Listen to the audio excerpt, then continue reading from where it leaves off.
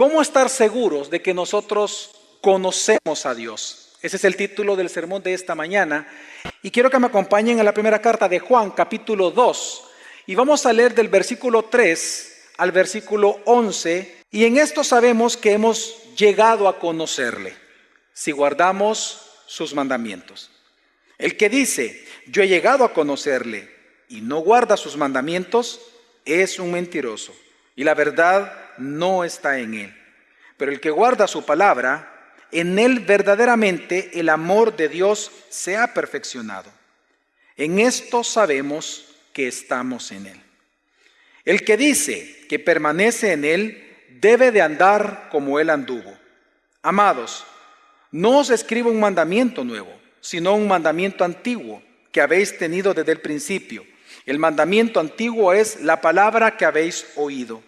Por otra parte, os escribo un mandamiento nuevo, el cual es verdadero en él y en vosotros, porque las tinieblas van pasando y la luz verdadera ya está alumbrando. El que dice que está en la luz y aborrece a su hermano, aún está en tinieblas.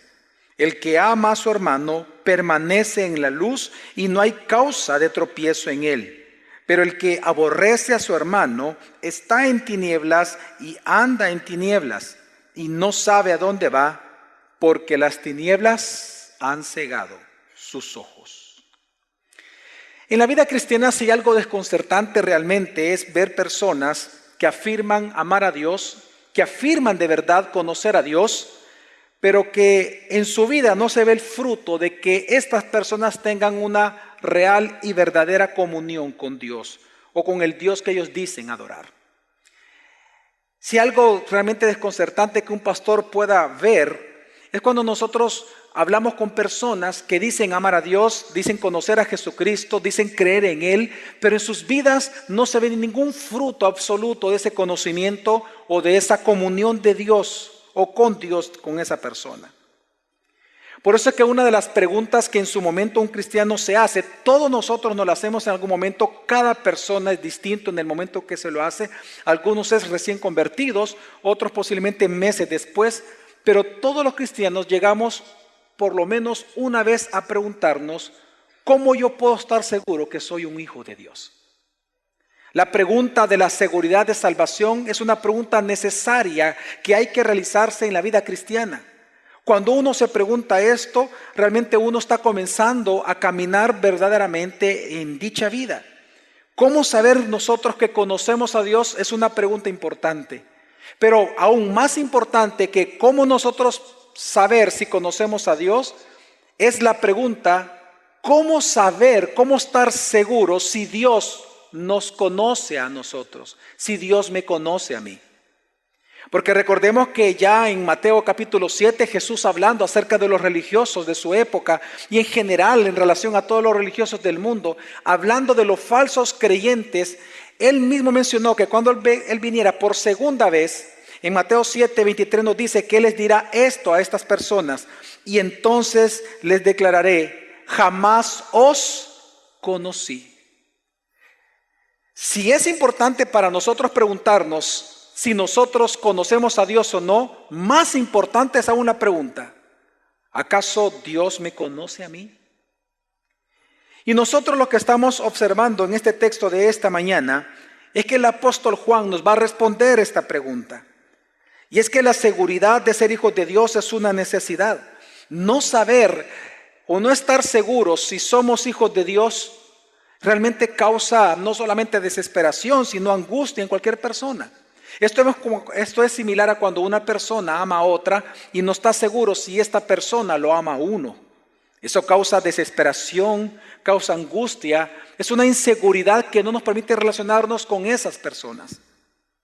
En esta mañana el texto nos dice a nosotros y nos va a responder realmente la pregunta, a través de algunas pruebas que nos va a presentar, cómo nosotros realmente podemos saber si en verdad conocemos a Dios y somos conocidos por Él. La clave para entender todo el texto se encuentra en el versículo 3, porque recordemos que las cartas, las epístolas como género literario están escritas a manera de discurso. Los autores bíblicos ponen normalmente, la mayoría de veces, el argumento principal en el primer versículo y luego desarrolla todo su argumento en los siguientes. Y esta estructura simple la encontramos acá en este texto. La clave para entender el texto que estamos leyendo se encuentra en el versículo 3. En el versículo 3 él pone su argumento principal y él dice: y en esto sabemos que hemos llegado a conocerle, si guardamos sus mandamientos. Cuando el apóstol Juan comienza hablando en este texto y dice, y en esto sabemos, esta frase en el idioma original en griego es bien interesante, porque la frase realmente se debería leer así: y nosotros sabemos lo que sabemos. Nosotros sabemos o estamos seguros de lo que sabemos. Y esta frase tan peculiar es una frase que en su momento los oyentes originales, es decir, los de la iglesia de Juan, sabían perfectamente de qué él estaba hablando. Recordemos en el contexto que hemos aprendido en las últimas semanas, estaban una de las personas de los grupos que se encontraban dentro de la iglesia de Juan en la ciudad de Éfeso, eran los prenósticos, los que 150 años después de Juan fueron llamados ya como gnosticismo, ya como un pensamiento religioso como tal. Pero aquí en estas personas que se encontraban acá, los prenósticos, ellos tenían la idea de que la salvación era por el conocimiento intelectual de un ser divino, en este caso de Jesús el Cristo. Ellos creían que Jesús era Dios, que ellos creían que Jesús era el Cristo, pero no creían que Él era Dios encarnado. Lo que negaban era la encarnación. Pero en este pensamiento gnóstico, ellos tenían una frase muy común y era: nosotros sabemos que sabemos. Nosotros sabemos lo que sabemos. Entonces Juan ahora, tomando esta frase tan propia de ellos, él ahora les va a enseñar aquello en lo cual los verdaderos cristianos estamos seguros y que no es negociable. Lo que es innegociable a la fe. Recordemos de que la carta de Juan, él viene a establecer lo esencial como la encarnación para mantenerse firme en lo esencial. Entonces dice él, y en esto sabemos, decir, nosotros estamos seguros de que, ¿qué es lo que los cristianos sabemos que sabemos? Dice que hemos llegado a conocerle. Esto es hermoso, esta frase cuando dice hemos llegado a conocerle, Juan lo que está enseñándonos es que conocer a Dios no tiene que ver con una iluminación especial como lo creían los gnósticos. Ellos obviamente creían que el conocimiento de Dios venía por la iluminación del conocimiento. La palabra gnosis significa mente, ¿no? Entonces ellos creían específicamente en que alcanzar el conocimiento de Dios era a nivel intelectual. De hecho, hermanos, los prenósticos y los gnósticos posteriores, ellos llegaron a pensar que la salvación, la redención, era una redención de la ignorancia, no redención de pecados, sino de la ignorancia, porque todo era por el conocimiento. Entonces Juan lo que está enseñando desde un inicio en este texto es que los cristianos sabemos algo, que el conocimiento de Dios no es una iluminación, sino una experiencia personal con Dios que trae consecuencias actuales. Por eso la palabra es interesante, hemos llegado a conocerle. Lo que está mencionando esta palabra en el idioma original es que aquel conocimiento que tú tienes de Jesucristo, así como fue tan importante en aquel momento para salvación, tiene efectos constantes continuamente en nuestras vidas todos los días. Por eso dice, y en esto sabemos que hemos llegado a conocerle, si guardamos sus mandamientos. Y la palabra aquí mandamientos no es la típica palabra que más se usa en el Nuevo Testamento, que en griego es nomos, sino que aquí es otra palabra distinta a nomos. La palabra nomos es ley. Así que cuando aquí dice, si guardamos sus mandamientos, no vaya a pensar que está hablando de la ley de Moisés Juan. Juan está hablando de las palabras y preceptos e indicaciones y direcciones de Jesucristo. Por eso en los primeros 4 versículos, en la carta de Juan, Juan dice, desde el principio, lo que hemos visto, lo que hemos oído y lo que han palpado nuestras manos, esto es lo que ahora yo les voy a exponer. Y es lo que entonces está hablando acá. Juan ahora lo que él está diciendo es que ahora él va a enseñarnos parte de ese evangelio que Jesús, que él es testigo, el último que quedaba vivo, testigo ocular, auditivo, visual acerca de Cristo, de lo que él escuchó enseñarle Jesús a sus discípulos. Así que por eso él dice, y en esto sabemos que hemos llegado a conocerle si guardamos sus mandamientos. Cuando dice su se refiere a Jesucristo, a los preceptos y direcciones y enseñanzas que Jesús habló. Por eso él dice, lo que hemos oído, lo que yo he oído, eso les voy a enseñar a ustedes. Es decir, parte del evangelio, lo que él oyó de Jesús, es lo que él ha expuesto y expone en toda su carta. Entonces, cuando Juan dice, y en esto sabemos que hemos llegado a conocerle, si guardamos sus mandamientos. Lo que Juan ahora, él va a hacer, y él mismo lo está explicando, es que muchos dicen conocer íntimamente a Dios y ser fiel a Dios. Pero ahora Juan va a presentar 3 pruebas que el creyente debe de hacerse para saber si en verdad conoce o no a Dios. Recordemos el contexto que había de conflictos entre los gnósticos y los ebionitas. Eso lo explicamos la semana pasada y antepasada. Los ebionitas eran aquellos judíos que creían que Jesús era el Mesías. Ellos creían que era el Mesías, pero no creían que fuera el Hijo de Dios encarnado. También negaban la encarnación. Entonces, y aparte de ellos estaban los verdaderos creyentes, aquellos que se mantenían fieles a Dios. Entonces Juan lo que comienza a explicarles es que aunque estos 2 primeros grupos decían que eran creyentes, pero en sus acciones se mostraba que no lo eran, entonces él ahora va a mostrar cuáles son estas pruebas que demuestran a una persona que en verdad conoce a Dios o no. Así que la primera prueba la encontramos en el versículo 4. De hecho, si usted revisa, me acompaña en su Biblia, si usted revisa el versículo 4, el versículo 6 y el versículo 9, estos 3 versículos comienzan con la misma fórmula. El que dice, el que dice, el que dice. Esta estructura ya la conocemos, es igual al texto de la semana pasada. Si decimos, si decimos, si decimos. Ahora Juan, él va a presentar 3 pruebas inequívocas para saber si una persona, para que cada persona sepa si conoce a Dios o no. Y la primera prueba es la de la obediencia. Vamos a leer versículo 4, dice así. El que dice, yo he llegado a conocerle y no guarda sus mandamientos, es un mentiroso y la verdad no está en él. La primera evidencia que presenta Juan para saber si una persona realmente conoce o no a Dios es la obediencia. El conocimiento de Dios produce obediencia. Y es que recordemos una vez más el contexto. Los gnósticos, ellos creían que la iluminación o que la conexión mística era la característica principal en la fe o la parte central de la fe de los creyentes. Ellos creían que su experiencia mística con Dios es lo que determinaba si una persona tenía conocimiento de Dios o no. Por eso es que a ellos no les importaban las obras, no les importaba la obediencia. De hecho, a los gnósticos, y hay mucho documento que lo demuestra, no les importaba absolutamente nada lo que una persona hiciera con su cuerpo.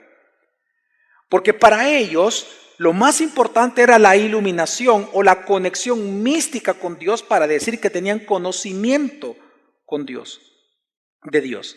De hecho, el conocimiento de Dios venía de experiencias místicas y la obediencia, por lo tanto, no era necesaria, pero sí era necesaria la experiencia mística. Lamentablemente es lo que nosotros vemos hoy en día en nuestros países y por sobre todo también aquí en El Salvador y en la región centroamericana.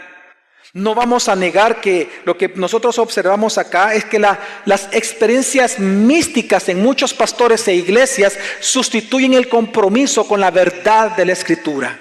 Y es lo que nosotros vemos en Centroamérica. Que la experiencia mística pesa más que la Biblia. La experiencia mística con un tal Dios es más importante que la palabra.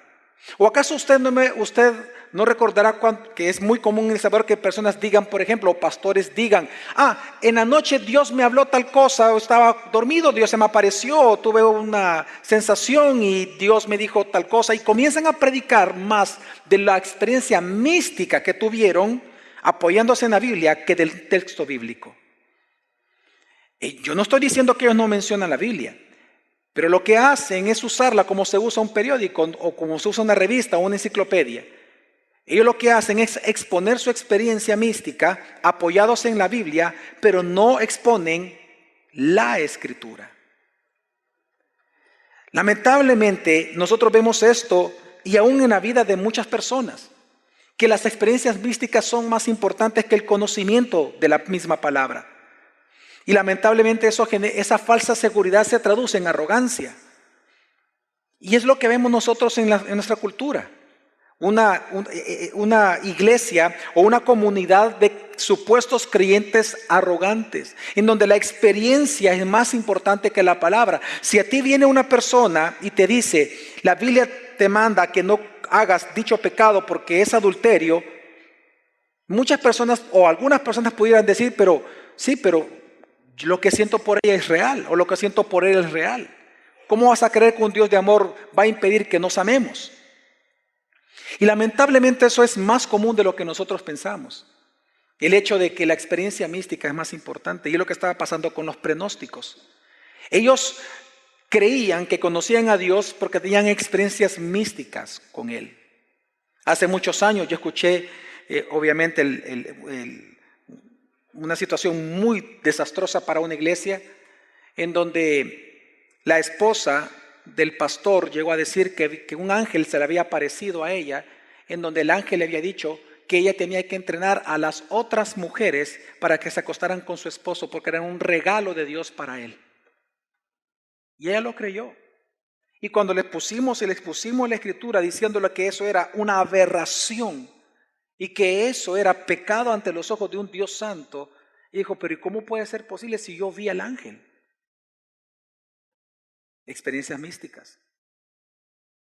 Por eso él dice, el que dice, yo he llegado a conocerle y no guarda sus mandamientos, es un mentiroso y la verdad no está en él. Hermanos, la obediencia a la palabra no es legalismo. La obediencia a la palabra es adoración. Y lamentablemente algunas personas, en nombre de la gracia, lo que hacen es tratar de vaciar al evangelio de las demandas éticas que tiene el evangelio. Porque el evangelio claramente hace demandas éticas en los creyentes, porque las obras son evidencias de un nuevo nacimiento. Por lo tanto, negar la obediencia o ocupar la gracia para quitar o vaciar al evangelio de los mandatos, no solamente es pecado, sino que es aberración. Porque la obediencia es adoración a Dios, no es legalismo. La obediencia es la respuesta natural de un corazón que, aceptando la verdad escritural, la atesora en su corazón de tal manera que entonces el Espíritu Santo va indicando cómo aplicar esa palabra y esa verdad atesorada en su corazón en cada aspecto de la vida diaria. La obediencia es la respuesta natural de los hijos de Dios. Se lo quiero explicar de esta manera. ¿Se acuerdan ustedes qué sucedió cuando Dios sacó al pueblo Egipto en el Antiguo Testamento? Al pueblo hebreo de Egipto cuando lo sacó, después obviamente de las plagas, de estos milagros, la Pascua. Dice que los llevó por el desierto, pero en lugar, y esto pasó después del Mar Rojo, en lugar de llevarlos a la tierra prometida, ¿dónde fue el primer lugar que Dios los llevó? Al monte Sinaí. ¿Por qué lo llevó al monte? Cuando usted ve la geografía, el monte Sinaí está en oposición directa a la tierra prometida. Pero Dios lo llevó primero al monte Sinaí antes que a la tierra prometida. ¿Por qué? Porque la tierra prometida es una herencia para los hijos, pero el pueblo todavía no era hijo. Dios lo lleva al monte Sinaí porque es ahí donde hace el pacto. ¿Y cuál es el pacto? Ellos serán mi pueblo y yo seré su Dios. Dios los lleva al monte Sinaí porque en el pacto Dios los hace su pueblo. Es en el monte Sinaí que ellos se vuelven hijos de Dios. Por eso es que cuando Dios hace el pacto con ellos, es entonces que Él entrega la ley. Porque la ley, es decir, los mandatos de Dios, no se le entregan a los inconversos, se le entregan a los hijos. Los mandamientos no son gravosos, nunca fueron entregados para salvación. Se les entrega porque ya ellos eran pueblo de Dios. El caso es normal que nosotros vemos en la vida real, es una familia. Mis hijos, ellos reciben mis mandatos en la casa. Ellos están obligados a cumplir esos mandamientos. Y yo le doy estos mandamientos a ellos y no a los hijos de mis vecinos, porque ellos son mis hijos. Pero bajo esas reglas no van a vivir los que no son mis hijos. Yo les doy las reglas a mis hijos. Dios les entrega la ley para que ellos tengan entre los muchos o múltiples usos que tiene la ley en Escritura. Uno de ellos es para que el pueblo se pudiera relacionar correctamente como Dios demanda ser delante de él por ser un Dios santo. No era para salvación. Dios les entrega los mandamientos porque eran hijos. Por lo tanto, la evidencia de ellos era el pueblo de Dios, era la obediencia al pacto. Y es lo que vemos en todo el Antiguo Testamento. Entonces, eso nos apunta a nosotros hacia lo que hoy vivimos en Cristo. De hecho, recordemos que parte del nuevo pacto en Jeremías capítulo 31, parte del nuevo pacto era que Dios pondría en nuestros corazones su ley para nosotros obedecerle. Es decir, desde Jeremías y mucho antes, Dios comienza a anunciar que en el nuevo pacto una característica o evidencia del nuevo nacimiento sería la obediencia a su palabra. Y es lo que está entregando hoy aquí el apóstol Juan. Lo que Juan nos está enseñando es que tu teología, lo que tú guardas en tu corazón, tu doctrina, va a determinar tu doxología, tu comportamiento, tu adoración a Dios. Lo que tú atesoras en tu corazón es lo que determina lo que tú vas a actuar en el día a día. Proverbios 23:7. Así como Él es en su corazón, así es tal. Lo que tú atesores según la doctrina, así es tu comportamiento. Miren, hermanos, por eso es que en la Biblia la palabra o la frase sana doctrina, que es ocupada varias veces, principalmente por el apóstol Pablo, el 100% de las veces que Pablo ocupa la frase sana doctrina está asociado a las obras justas de los creyentes. ¿Por qué? Porque la sana doctrina te lleva a una vida sana. La sana doctrina que apunta a Cristo y es de Cristo y proviene de Cristo y habla de Cristo, se evidencia. Lo que tú crees que no se ve, se evidencia por lo que tú haces. Por eso es que el 100% en que la palabra sana doctrina aparece en la Escritura, el 100% se refiere y siempre está asociado a acciones justas, visibles que los creyentes realizan en nombre de Dios. Entonces, ¿qué está enseñando aquí Juan? Que cuando alguien nace de nuevo y cree en el Evangelio, la evidencia de la fe genuina es la obediencia a la ética del Evangelio. Pero si no hay obediencia, entonces, aún habiendo mucha experiencia mística, aunque tú digas que Jesús mismo se te ha aparecido, pero si en tu vida no hay obediencia a los mandamientos de Él, la verdad no está en tu corazón. Por eso Juan dice, es un mentiroso y la verdad no está en él. Ahora, en la teología de Juan es importante definir la palabra verdad.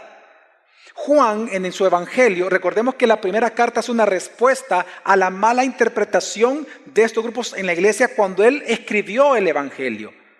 Así que para nosotros entender el lenguaje de Juan tenemos que ir constantemente al evangelio. Entonces, la palabra verdad para Juan, su uso entre los múltiples que hay en toda la Biblia, el uso de Juan es bien interesante y bien particular.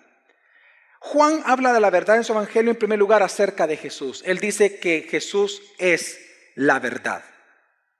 Pero también la palabra verdad, él se la asigna al Espíritu Santo, a quien más adelante en Juan 14 le llama el Espíritu de la verdad. La palabra verdad también se la asigna a la palabra misma, la palabra de la verdad. Pero también la palabra verdad se refiere a la integridad de la adoración. ¿Se acuerdan ustedes cuando Juan narra en su evangelio con la mujer samaritana, en donde Jesús dice que el Padre anda buscando adoradores que le adoren en espíritu y en verdad? Está hablando de la integridad de la adoración, está hablando de que Dios demanda ser adorado y que uno debe adorarlo como Él lo demanda.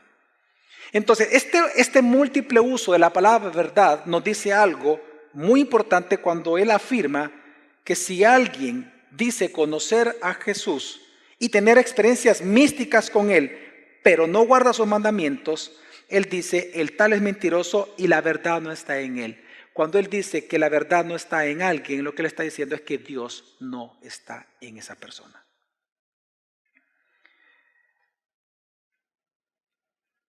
Por eso es que Juan dice, por mucha experiencia que tú digas que tengas con Dios, por muchas experiencias místicas, puedes hablar en lenguas, puedes hacer lo que quieras, me puedes venir a mí y decirme el abecedario completo de tus experiencias místicas con Él. Pero si no obedeces los mandatos de Él, tú eres un mentiroso y la verdad no está en ti. Dios no está en ti. Él no te conoce. Porque ese es el contexto de Mateo 7, recordemos.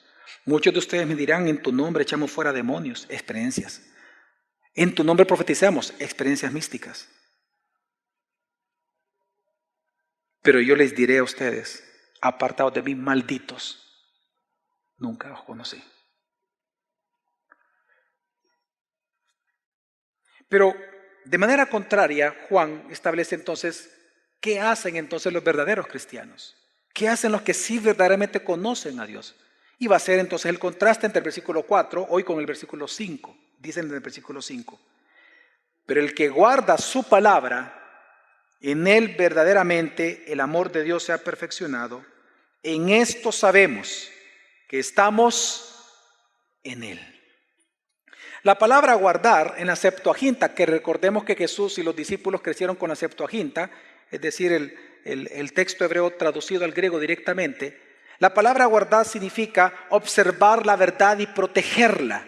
Es decir, guardar la palabra de Dios para Juan se refiere al continuo deseo y al celo continuo de atesorar la palabra de Dios en nuestros corazones, pero con el deseo de protegerla y llevarla a cabo. Así que lo que Juan está enseñando es que los verdaderos creyentes, cuando obedecen, están mostrando que conocen a Dios y que Dios los conoce a ellos. Y por eso él luego agrega la frase, en él verdaderamente, en estas personas obedientes, el amor de Dios se ha perfeccionado. Y es que recordemos, la palabra perfección es madurez. Es decir, que quien obedece los mandamientos muestra una madurez en su conocimiento y en su amor por Dios. Esta frase realmente, para serles bien honesto, en griego es bien compleja. Todavía no se sabe, es bien difícil por los tiempos que se ocupan, saber si está hablando del amor de Dios por una persona o del amor de uno por Dios. Pero por el contexto, yo considero de que está hablando del amor de los creyentes a Dios, porque está hablando de nuestra respuesta al Evangelio, de lo que hace un verdadero cristiano cuando conoce a Dios.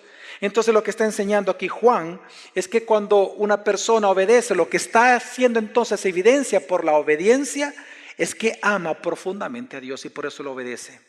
Y es lo que nosotros hablábamos, la obediencia no es legalismo. La obediencia es la respuesta natural de un corazón que atesora la palabra de Dios y que por obviamente haber sido nacido de nuevo, habiendo renacido en Cristo, habiendo renacido por medio del Espíritu Santo, el deseo más grande que tiene es adorar a Dios a través de cumplir su voluntad. La obediencia es adoración. Por eso es que en Juan capítulo 14, versículo 15, en el Evangelio, Jesús dijo, si me amáis, guardaréis mis mandamientos. Y es lo que está hablando aquí entonces Juan en su primera carta. Así que la primera prueba es de que le conocemos es la obediencia. Pero la segunda prueba es la prueba de la pertenencia, de permanecer. La prueba de que permanecemos en Cristo es andar como Jesús anduvo. Veamos la segunda prueba que presenta aquí Juan, y es el versículo 6. Una vez más vemos la misma fórmula, el que dice. El que dice que permanece en él debe de andar como él anduvo. La palabra permanecer, esta palabra da la idea de participar de Cristo, de estar en Cristo, de estar conectado con Cristo, de vivir en él. Y la palabra andar no solamente se refiere a imitar la conducta de alguien, sino andar como él anduvo significa es participar de lo que Jesús hizo y el motivo por el cual lo hizo. Ahora, esto que está mencionando Juan es bien importante. Recordemos que los gnósticos dentro de la iglesia de Juan, ellos eran los que popularizaban de que la vida terrenal no importaba. Es bien similar a los ebionitas, que era el otro grupo.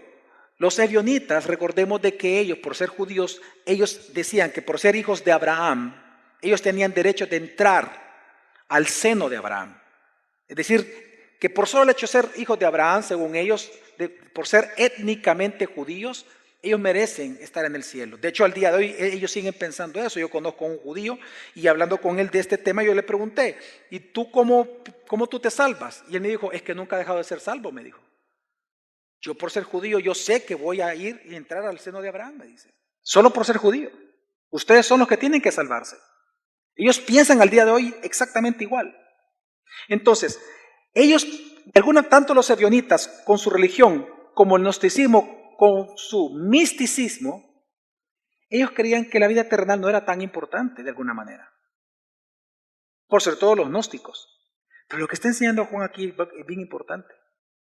Dice, el que dice que permanece en Cristo, el que dice que vive en Cristo, el que dice estar conectado con Cristo, en esta tierra debe de andar como Jesús anduvo en esta tierra. Y es que recordemos que la línea de pensamiento filosófica que estaba en la iglesia de Juan, de parte de los gnósticos, eran los docetas, de la palabra doqueo, que significa una figura fantasmal, ¿no? Es decir, ellos creían en un Jesús que no tenía cuerpo realmente humano, sino que la palabra doqueo significa apariencia. Ellos pensaban que más, hay documentos gnósticos de la época, primeras fuentes, que nos dicen de que ellos decían que Jesús no caminaba, Él flotaba. Entonces Juan le dice, no, yo lo vi, yo lo palpé, yo lo toqué. Y de lo que Él me enseñó y de lo que yo vi de Él, es decir, el Evangelio, de esto les estoy diciendo. Entonces Él está mencionando, tú dices conocer a ese tal Jesús, del cual yo fui testigo. Ok, tú debes de andar entonces como Él anduvo. Porque si tú no andas como Él anduvo, no vengas a decir que tú eres creyente. Juan está enseñando que la vida terrenal es tan importante que la vida de Jesús como modelo para nosotros lo es aún más. Él está aquí refutando esta idea tan tonta y tan peligrosa del gnosticismo. Así que la pregunta entonces más importante es, fíjense, si una evidencia de que permanecemos en Jesús es andar como Jesús anduvo, la pregunta es, ¿cómo anduvo Jesús? Y Juan resume todo esto en una palabra importante y es el amor. Si algo caracterizó la vida de Jesús es el amor, al cual Él mismo le llama el antiguo mandamiento y nuevo mandamiento. Y Él lo va a explicar. Dice versículo 7, amados, no os escribo un mandamiento nuevo, sino un mandamiento antiguo, que habéis tenido desde el principio. El mandamiento antiguo es la palabra que habéis ¿qué? Oído. Él lo refiere al Evangelio, por eso ocupa la misma palabra con que él comienza su carta, en el principio o desde el principio. Se refiere específicamente a las enseñanzas de Jesús. ¿Y cuál fue el mandamiento antiguo que en aquel momento fue nuevo? Jesús en Juan 13:34 dice, un mandamiento nuevo os doy, que os améis los unos a los otros, que como yo os he amado, así también os améis los unos a los otros. Hermanos, el amor es el distintivo cristiano por excelencia. Cuando una persona dice conocer a Dios y que permanece en Cristo, pero no ama a los hermanos, realmente esa persona no ha nacido de nuevo. El pasaje por excelencia que habla del amor, que es 1 Corintios 13, Pablo dice, del versículo 1 al 3, en el capítulo 13, dice, si yo hablara lenguas humanas y angélicas, experiencias místicas, ojo, note, si yo hablara lenguas humanas y angélicas, experiencias místicas, pero no tengo amor, he llegado a ser como un metal que resuena o címbalo que retiñe. Si tuviera el don de la profecía y entendiera todos los misterios, veamos la hipérbole que le está ocupando, todos los misterios y todo conocimiento, gnosis. Y si tuviera toda la fe como para trasladar montañas, pero no tengo amor. ¿Qué dice? Ojo, no dice nada sé. ¿Qué dice? Nada qué. Identidad. Soy. No soy lo que pienso ser. Nada soy. Y si diera todos mis bienes para dar de comer a los pobres, y si entregara mi cuerpo para ser quemado, mártir, en tu nombre eché fuera demonios, en tu nombre sanamos enfermos. Si yo mi cuerpo mismo lo entrego para ser quemado por causa de Jesús, pero no tengo amor por los hermanos,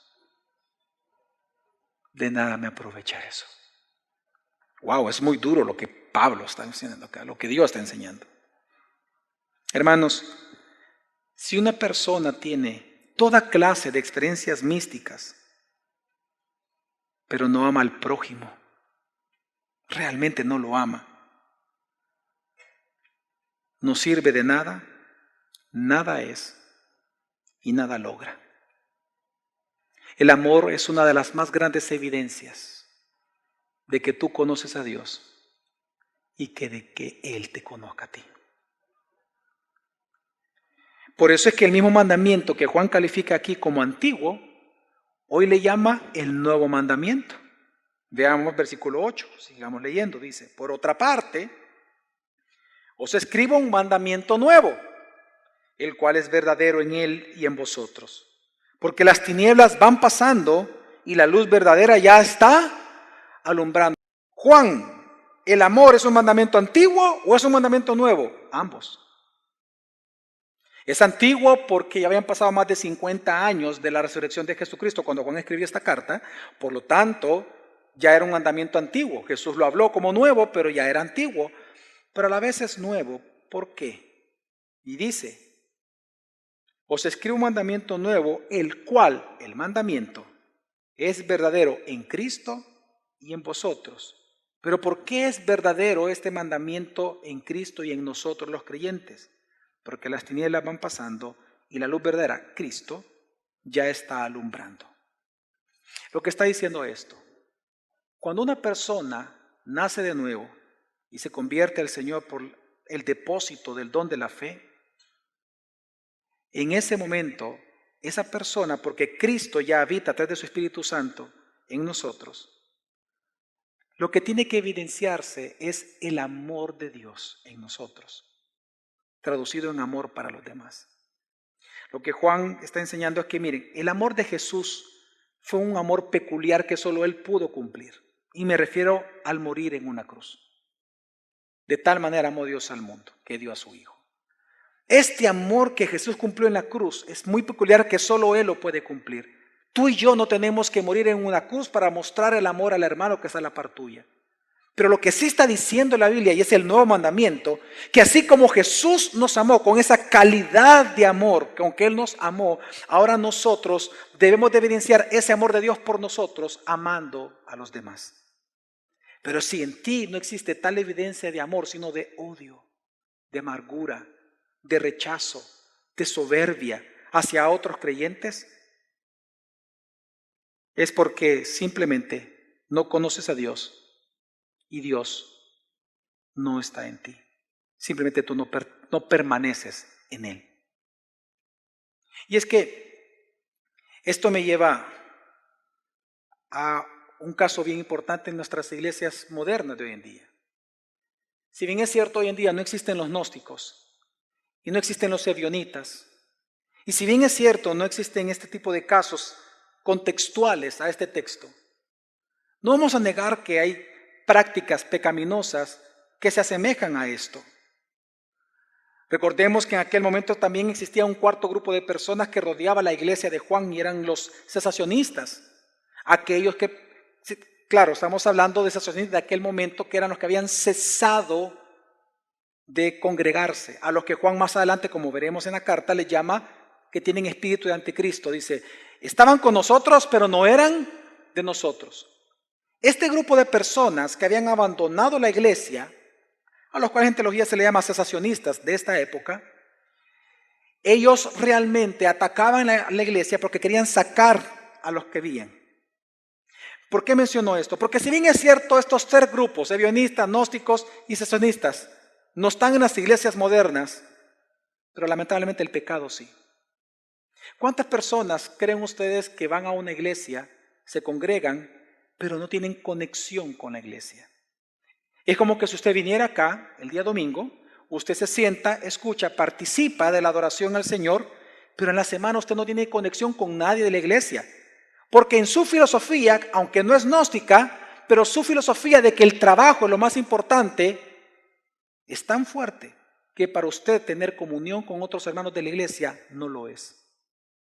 Y pone de excusa su trabajo.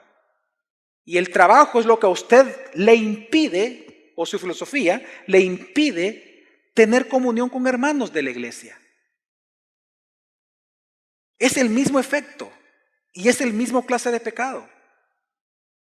Porque es delante del Señor. Entonces Juan está diciendo, si tú dices que permaneces en Cristo, debe de notarse tu amor por el prójimo. Y en este caso también, como vamos a ver, tiene que ver con los hermanos de la iglesia, que es la tercera prueba, versículo 9.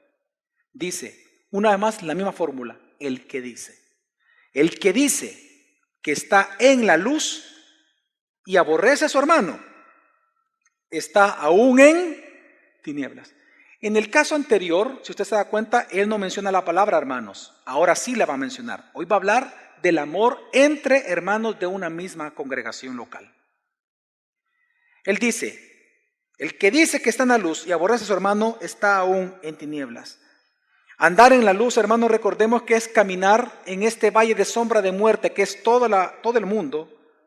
Es caminar en este valle de sombra, considerando a Jesús y a su palabra todo el tiempo. Imagínense que este cuarto está completamente a oscuras. Andar en la luz, imagínense como un reflector que lo alumbra solamente a usted. Andar en la luz es andar considerando todo el tiempo a Jesús, quien es la luz del mundo, y su palabra. Porque luz es a mis pies tu palabra. Es el uso que también Juan le da en su evangelio. Andar en la luz es caminar todo el tiempo considerando a Dios y la Escritura para cualquier decisión que tú tomes. Pues Juan está diciendo, el que dice que está en esa luz, pero aborrece al hermano. Él no está en la luz, él está en las tinieblas, fuera de la luz. Porque el que está en la luz, que es lo que dice más adelante, el que permanece en la luz, versículo 10, es el que ama a su hermano y no lo causa tropiezo a él. Así que lo que está enseñando acá es que la evidencia de que tú estás en la luz, de que estás en Cristo, es que tú amas a tu hermano. Es que recordemos una vez más el contexto. Dentro de la misma iglesia estaban estos grupos con un gran conflicto. No solamente se acusaban, sino que hay registro de odio. Y en la misma carta lo menciona Juan, los grandes problemas que habían en estos grupos. Había odio, había rencillas, había grandes problemas. Es más, la iglesia de Juan tuvo tantos problemas que después de que él murió, no hay registro histórico que la iglesia permaneció de pie. La iglesia se perdió. De hecho, lo que antes era Éfeso, hoy es una región completamente musulmana. A diferencia, por ejemplo, de la iglesia de Antioquía, que cuando Pablo y Bernabé la fundaron, 500 años duró esa iglesia, mandando misioneros por toda Europa. Están todos los registros históricos. De Juan no. Porque los problemas eran gravísimos. Eran problemas difíciles, de pugnas entre ellos. Entonces Juan está diciendo, ustedes que dicen que conocen a Dios y ustedes que dicen que son hijos de Dios, no lo son. Porque no se aman entre ustedes, se están odiando. Juan lo que está diciendo es que el que no practica amar al hermano es porque él ya está en tinieblas. Hermanos, La Biblia nunca nos enseña que el odiar es una opción para el creyente. ¿Por qué? Porque aunque tú tengas razón para odiar a alguien, es el amor y no el odio el distintivo de los cristianos. Es el distintivo que testifica públicamente que la ley de Dios ya está escrita en nuestros corazones. Es el amor, no el odio, no el aborrecer al hermano, no ponerlo en un segundo plano, no es menospreciarlo. Por eso yo les daba el ejemplo de los actuales aborrecedores de hermanos hoy en día en las iglesias. Tal vez tú en tu mente dices, sí, pastor, pero yo vengo a la iglesia y yo no le hago daño a nadie. Sí, es cierto, no le haces daño a nadie, pero tampoco lo edificas. Y al no edificarlo, estorbas. Porque es el sentido que te está diciendo después Juan. Fíjate lo que dice el versículo 10. El que ama a su hermano permanece en la luz y no hay causa de ¿qué? De tropiezo. ¿Sabe qué está mencionando Juan? Que la manera en que nosotros mostramos el amor por nuestro hermano de la misma iglesia local es que no le somos causa de tropiezo a él, ni él es causa de tropiezo para mí.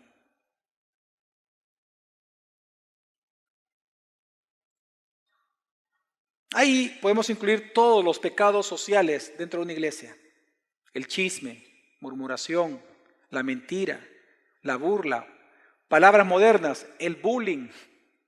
Póngale usted cualquier palabra. Pero la Biblia dice que si usted realmente está en la luz, entonces ame a su hermano, no sea causa de tropiezo para él en lengua. Cuando hablamos de la serie de Santiago, auténticos, ahí predicamos acerca de la lengua. ¿Se acuerdan, hermanos? Juan incluye ese tema acá, cuando menciona que el que ama a su hermano no les causa de tropiezo, porque no vamos a negar que una de las más grandes causas de tropiezo en un ministerio es la lengua. Ya no digamos todos los pecados sociales y sexuales, etcétera, que hay algunas veces en algunas congregaciones. Así que Juan nos está enseñando es que amar al hermano no es tarea fácil. Más aún cuando el hermano no te ama a ti, que es el contexto que está mencionando Juan. Recordemos un contexto de conflicto. Juan está diciendo, aunque tú sientas que tienes derecho de odiar a la persona, no lo hagas. La evidencia de que tú estás en la luz es que tú lo vas a amar aunque él no te ame a ti. ¿Y cómo? No siendo piedra de tropiezo para él. No llevándolo a pecar, porque la palabra tropiezo en griego significa incitación a pecar. Es llevarlo a pecado, es escandalizarlo de tal manera que él abandone su fe. La iglesia, el grupo discipular, el ministerio, etc. Y por eso termina diciendo ya en el versículo 11.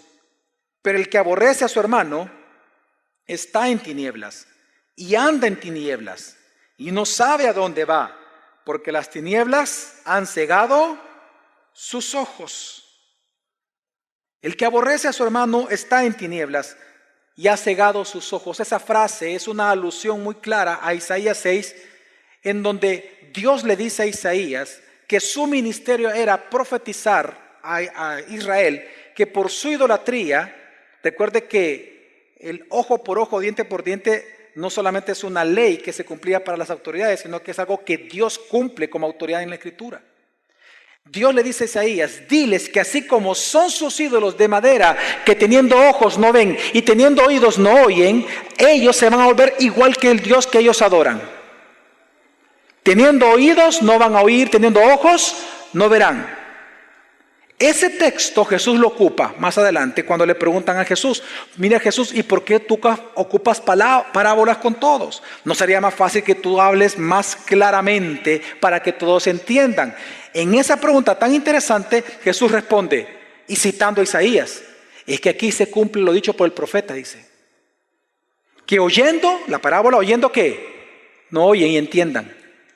Y para que viendo, no ¿qué? No vean. Y él dice y agrega, no vaya a ser que se conviertan. Jesús está diciendo eso. No vaya a ser que se conviertan. Porque es parte del juicio de Dios cegar a aquel que rechaza el mensaje del Evangelio. Entonces, lo que Juan está diciendo Él está citando la misma frase de Isaías y la misma frase de Jesús. Recuerde que él era el último testigo ocular de Cristo vivo sobre la faz de la tierra en ese momento. Él está diciendo que si tú dices que conoces a Dios, a quien Él es luz, y tú dices andar en la luz, pero tú aborreces a tu hermano, lo que no te das cuenta es que estás muy lejos de la luz. Estás en tinieblas. Y las tinieblas te han cegado. Eres un ciego, pobre, desnudo, desventurado. El mismo juicio de Isaías, el mismo juicio de Jesús, con aquellos a los cuales Dios le llama idolatría, idólatra. Es la misma alusión acá. Así que, si andar en la luz es considerar a Cristo y su palabra, andar en tinieblas es no hacerlo. Por lo tanto, esa persona está ciega completamente. Ahora, quiero hacer un doble llamado esta mañana considerando el texto que estamos nosotros leyendo. En primer lugar es que consideres a Cristo. Recordemos cómo comenzó Juan. En ese texto, el versículo 3 y 10, él dice: en esto sabemos que hemos llegado a conocer a Dios, si guardamos sus mandamientos. Y de las tres pruebas, la primera tiene que ver con la obediencia, la segunda con el amor al prójimo y la tercera con el amor a los hermanos de la iglesia. Pero la Biblia nos enseña que precisamente fue por la obediencia de Jesucristo que tú y yo fuimos, dice, justificados. Sabemos que la justificación es la declaratoria legal de Dios, de que no somos culpables de pecado por la sangre derramada por Jesucristo. Pero Él derramó su sangre, según el apóstol Pablo, por obediencia. Y por eso Pablo es el que dice que la obediencia de Cristo nos justifica. Pero también dice que si Él vino y murió en la cruz, lo hizo por amor también a nosotros, entregando su vida. Por el Padre y por nosotros. Así que Juan, tomando estas dos realidades de Cristo realizadas en la cruz, precisamente él dice: ahora nosotros podemos estar seguros de que conocemos a Dios si le obedecemos y si nos amamos unos a otros. Así que yo te invito, te hago el llamado a que consideres a Cristo. Pero el segundo llamamiento que yo te hago hoy en este día es que te arrepientas. Si tú eres una persona que para ti las experiencias místicas es más importante que conocer a Cristo en su palabra, arrepiéntete. Arrepiéntete de menospreciar la Santa Escritura de Dios. Arrepiéntete de considerar tus experiencias místicas como más importante que la misma palabra inspirada por Dios. Si para ti las experiencias místicas es más importante que la obediencia, arrepiéntete. Tú no puedes justificar en la sola gracia. No puedes justificarte en la sola gracia para vaciar al Evangelio de la ética que el Evangelio demanda de nuestras vidas. Porque la obediencia no es legalismo. La obediencia es adoración a Dios. Nosotros no obedecemos para salvarnos. Obedecemos a Dios porque hemos sido salvados por Él por gracia y misericordia. Y por eso buscamos obedecerle, porque le amamos. Estamos agradecidos con Él. Así que si para ti la experiencia mística es más importante que la misma Escritura y que la obediencia, arrepiéntete. Arrepiéntete de construir tu vida sobre elecciones diarias no obedientes. Esta semana en El Salvador, en un periódico local, me sorprendió la noticia. Se habló acerca de las causas a nivel mundial por las cuales las mujeres son infieles a sus esposos. Porque no vamos a negar que la infidelidad femenina ha aumentado igual o más en algunos países que la infidelidad masculina por el feminismo. Y en este reportaje del periódico decía de que una de las razones por las cuales las mujeres tienen otras parejas fuera del matrimonio, dice que no es para divorciarse. Ellas quieren construir con su esposo una vida, pero dice que ellas prefieren el adulterio porque eso las libera y las hace más felices, y al estar más felices atienden mejor al esposo en su comidita y en sus responsabilidades. Y de hecho ponen ahí un estudio que se hizo a nivel mundial y ponen los países donde más infidelidad femenina hay, y el número 1 en el mundo es México. Está súper interesante el estudio que hicieron, fue un estudio científico bien interesante. Pero ¿por qué menciono esto? Porque precisamente lo que ellas dicen, y ahí citan, es que ellas dicen que lo que quieren es libertad, no compromiso. Se casan para ser libres, no para estar comprometidos. Y ese es el punto. Cuando tú fuiste liberado de la esclavitud del pecado por la sangre de Jesucristo, ahora tú te vuelves un esclavo de Él, un dulos, un siervo. Por lo tanto, tu compromiso con la verdad se debe traducir en un compromiso por obediencia. No hay defensa de la verdad sin obediencia a la verdad. Y Juan es lo que está enseñando. No puedes construir la vida cristiana sin la obediencia. ¿Se acuerdan ustedes cuando Jesús habló de los que construyen casas sobre la arena y sobre la roca? ¿Quiénes son los que construyen sobre la roca? Los que obedecen su palabra. Así se edifica la vida cristiana. Vamos a orar.